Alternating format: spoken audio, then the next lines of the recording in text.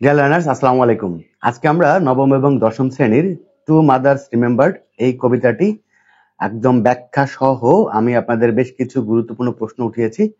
সেই প্রশ্নগুলোর উত্তর কিভাবে দিবেন আমি সমস্তটা আজকের এই ভিডিওর মাধ্যমে একদম আপনাদের সামনে ক্লিয়ার করে দিচ্ছি। এবং আপনাদেরকে আরেকটা ব্যাপার বলে রাখি, সেটা হচ্ছে টু মাদার্স রিমেম্বার্ড থেকে কিন্তু অবশ্যই পরীক্ষায় প্রশ্ন আসবে।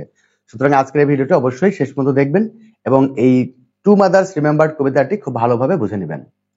তো প্রথমেই দেখুন, I had two mothers. আমার দুইটি মা ছিল।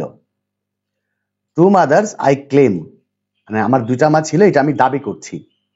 এটা কবির কথা, লেখকের কথা, যে আমার দুইটা মা ছিল এবং আমি দাবি করছি যে আমার দুইটা মা। ওকে, আচ্ছা, এখন এই ব্যাপারটা আমি প্রথমেই একটু ক্লিয়ার করে দিই, পরবর্তীতে আপনারা নিজেরাই ক্লিয়ার হয়ে যাবেন। এরপরেও আমি আপনাদেরকে একটু অগ্রিম বলে রাখি, এই দুইটা মা কিন্তু আলাদা আলাদা কোনো মা না। এই ছবিটা দেখলে আপনি বুঝবেন।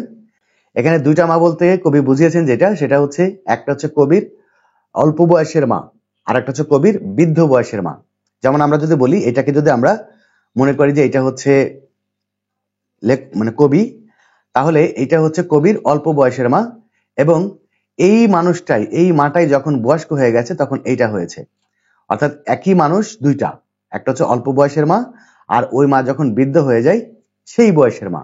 এটাই কবি আসলে বোঝাতে চেয়েছেন। পরবর্তী অংশ পড়লে আপনারা বুঝতে পারবেন। দেখেন, টু ডিফারেন্ট পিপুল, দুজন আলাদা আলাদা মানুষ, yet with the same name, কিন্তু একই নামের, অর্থাৎ একই নামের দুইটি আলাদা আলাদা মানুষ, দুজনের নাম এক। টু সেপারেট উইমেন, একটু খেয়াল করে যদি আপনি দেখতে পান, টু সেপারেট উইমেন, এই মেয়েটা এবং এই মেয়েটা, অর্থাৎ এই নারীটা এবং এই নারীটা দুইটা কিন্তু একই মানুষ, বাট দেখেন আলাদা হয়ে গেছে। এইটা চেহারা একরকম, এটা চেহারা একরকম, এটা চুলগুলো একটু কালো কালো আছে, এগুলা চুলগুলো সাদা হয়ে গেছে, এটা একটু অল্প বয়স, এটা বেশি বয়স। টু সেপারেট উইমেন, দুজনাকে আলাদা আলাদা মনে হচ্ছে, বাট দুজনার নাম কিন্তু একই। ডাইভার্স বাই ডিজাইন, দেখেন তাদের গঠনটা কিন্তু আলাদা হয়ে গেছে। এটার মুখের গঠন, এটার মুখের গঠন, এটা শারীরিক গঠন এবং এটা শারীরিক গঠন, এটা কিন্তু আলাদা হয়ে গেছে।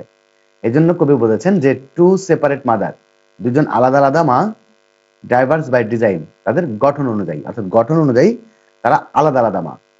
But I love them both, কিন্তু আমি তাদের উভয়কেই ভালোবাসতাম, বিকজ দে ওয়ার মাইন, কারণ তারা দুজনেই আমার।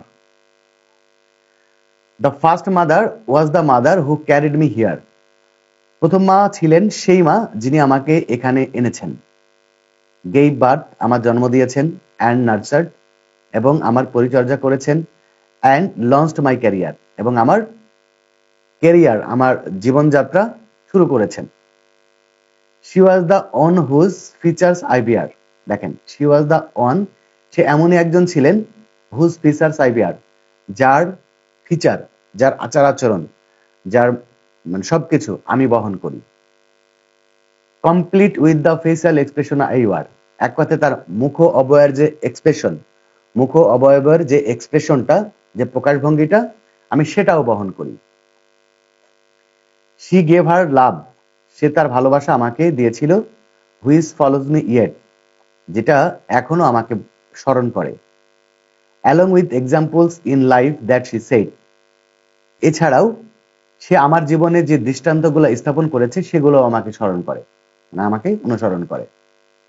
অ্যাজ আই গট ওল্ডার, দেখেন আমি যখন বড় হলাম, সে সামহাউ ইয়াঙ্গার গ্রো, সে ধীরে ধীরে কি হয়ে গেল, বাচ্চা হয়ে গেল।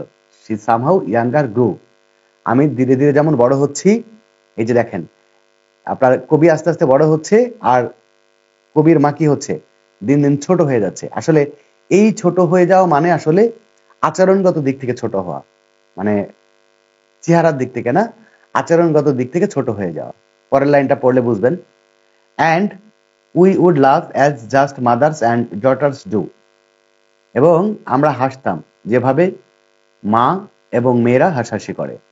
But then came the time, কিন্তু এমন সময় আসলো, that her mind clouded so, তার মনটা কি হয়ে গেল, মেঘাচ্ছন্ন হয়ে গেল।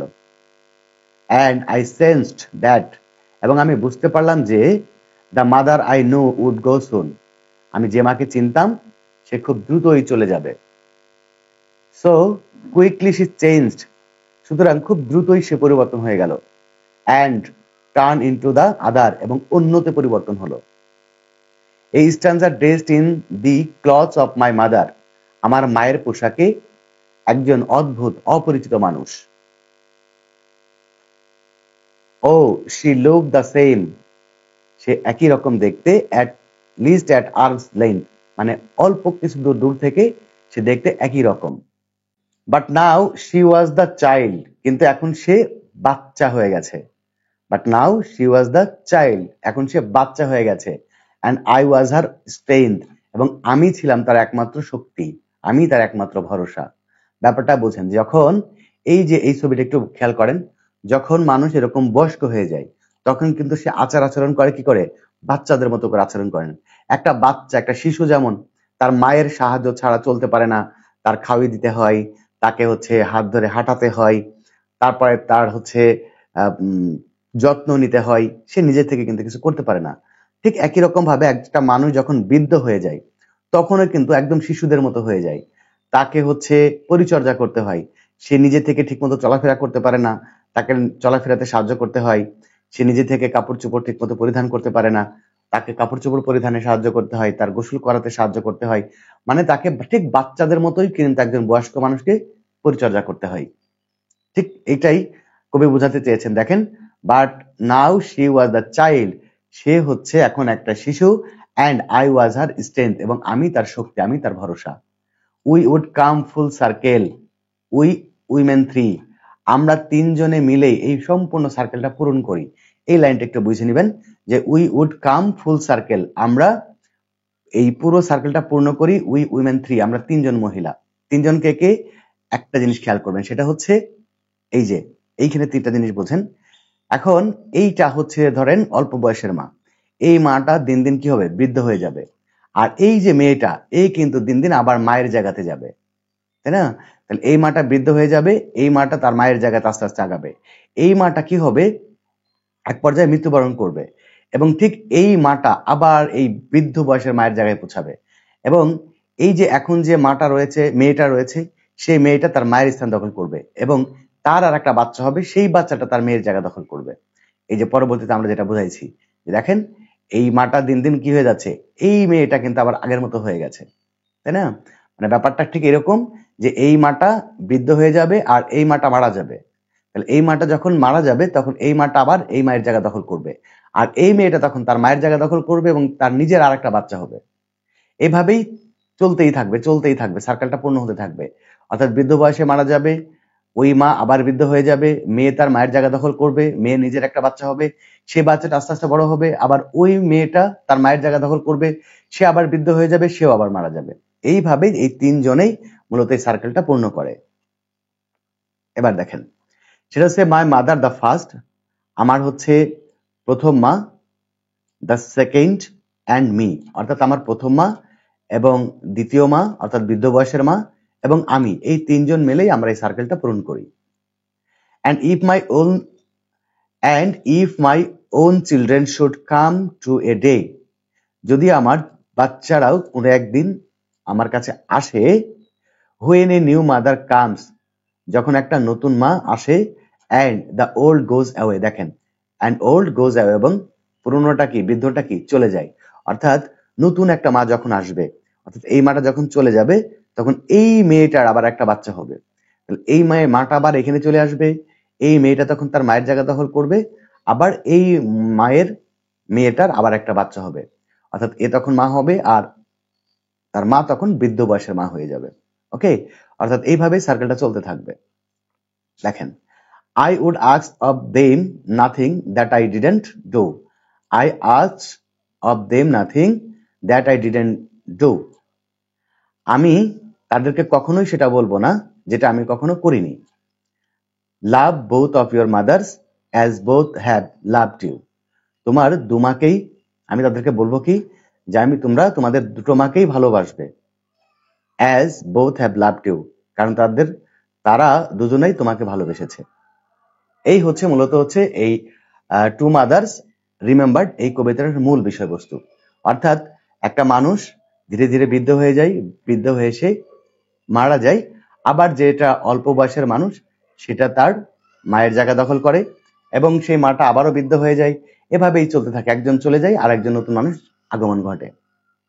আচ্ছা, এবারে এখান থেকে কিছু গুরুত্বপূর্ণ প্রশ্ন হতে পারে, যেমন একটা প্রশ্ন হতে পারে, how are the two mothers different from each other? দুটা মা কিভাবে আলাদা, দুটা মা কিভাবে ভিন্ন? সেক্ষেত্রে আমরা অ্যান্সারটা দিতে পারি, the two mothers are different from each other. দুই মাদার একে অপর থেকে আলাদা। They are diverse by design, তারা হচ্ছে তাদের ডিজাইন থেকে আলাদা। The first mother gave birth to the speaker, প্রথম মাদার মানে প্রথম মা হচ্ছে বক্তাকে জন্ম দিয়েছেন। নার্সড মানে পরিচর্যা করেছেন। অ্যান্ড লঞ্চড হার ক্যারিয়ার, এবং তার জীবিকা শুরু মানে জীবন শুরু করেছে। On the other hand the second mother depends on her daughter, এবং দ্বিতীয় মাটা কি তার মেয়ের উপরে নির্ভরশীল। আরেকটা প্রশ্ন হতে পারে, হাউ আর দ্য সেম, তারা কিভাবে একই? They are the same in some cases, তারা কয়েক দিক থেকে একই রকম। যেমন ফর এক্সাম্পল, উদাহরণস্বরূপ বলা যায়, they have the same name, তাদের একই নাম। সেম ড্রেস, তাদের পোশাকও এক। And the speaker love them both, এবং স্পিকার মানে বক্তা বা কবি তাদের দুজনকেই ভালোবাসতো। What did the first mother do to the speaker? দেখেন, what did the first mother do to the speaker মানে প্রথম মাদার লেখিকার জন্য বা কবির জন্য কি করেছেন, বক্তার জন্য কি করেছেন। The first mother gave birth to the speaker, প্রথম মাদার বক্তাকে বা কবিকে জন্ম দিয়েছেন। নার্স পরিচর্যা করেছেন। অ্যান্ড লঞ্চড হার ক্যারিয়ার, এবং তার জীবন শুরু করেছে। Who was the speaker's second mother describe in brief, মানে লেখিকার দ্বিতীয় মাকে এটা একটু বিস্তারিত ব্যাখ্যা করতে হবে। সেটা হচ্ছে, the speaker second mother was the first mother in her old age. লাইনটা মনে রাখবেন, the speaker second mother was the first mother in her old age, অর্থাৎ দ্বিতীয় মা হচ্ছে তার প্রথম মায়ের বৃদ্ধ বয়সের সময়, মানে বৃদ্ধ বয়সের মাই হচ্ছে কবির দ্বিতীয় মা। She looks like the first mother, she looks like the first mother, সে দেখতে প্রথম মায়ের মতোই। She depends on her daughter, সে তার মেয়ের উপরে নির্ভর করে। She is different from the first mother in some cases, এবং সে তার প্রথম মায়ের থেকে কিছুটা ভিন্ন কিছু কিছু ক্ষেত্রে। Okay, what should children do to their mother and why, মানে বাচ্চাদের তার মায়ের প্রতি কি করা উচিত এবং কেন করা উচিত। Children should love their mother in her both ages, বাচ্চাদের তার মায়ের উভয় বয়সেই তার মায়েদেরকে ভালোবাসা উচিত। দে শুড লাভ হার, তাদের উচিত তাকে ভালোবাসা। বিকজ শি গিভস বার্থ, কারণ সে তাকে জন্ম দেয়। নার্স পরিচর্যা করে। অ্যান্ড লঞ্চ দেয়ার ক্যারিয়ার, এবং তাদের জীবিকা শুরু করে মানে তাদের জীবন শুরু করে। তো এই পাঁচটা প্রশ্ন কিন্তু আপনাদের জন্য খুবই গুরুত্বপূর্ণ। মনে রাখবেন, এই পাঁচটা প্রশ্নের মধ্যে কিন্তু পরীক্ষাতে দুটা প্রশ্ন আসতে পারার সম্ভাবনা খুব বেশি। যারা ফ্রি হ্যান্ড রাইটিং করতে পারেন না, তারা এই পাঁচটা প্রশ্ন একটু ভালো করে দেখে রাখতে পারেন। ওকে, তো এই হচ্ছে আপনাদের টু মাদার্স রিমেম্বার্ড কবিতা। যদি কোনো প্রশ্ন থাকে তাহলে অবশ্যই কমেন্টস করে জানাবেন, আর আপনাদের কোন টপিকের উপর ভিডিও লাগবে সেটাও কমেন্টস করে জানাবেন। আজকে বিদায় নিচ্ছি, দেখা হবে পরবর্তী ক্লাসে। আর আরেকটা ইনফরমেশন আপনাদেরকে দিয়েছি, সেটা হচ্ছে আপনারা যারা অষ্টম, নবম এবং দশম শ্রেণীর শিক্ষার্থী, আপনাদের জন্য আগস্টের প্রথম সপ্তাহ থেকে নতুন ব্যাচের ক্লাস শুরু হচ্ছে। আপনারা যদি ওই ব্যাচে ভর্তি হতে চান তাহলে এখনই স্ক্রিনে দেওয়া নাম্বারে যোগাযোগ করুন। সবাই ভালো থাকবেন, সুস্থ থাকবেন। আল্লাহ হাফেজ।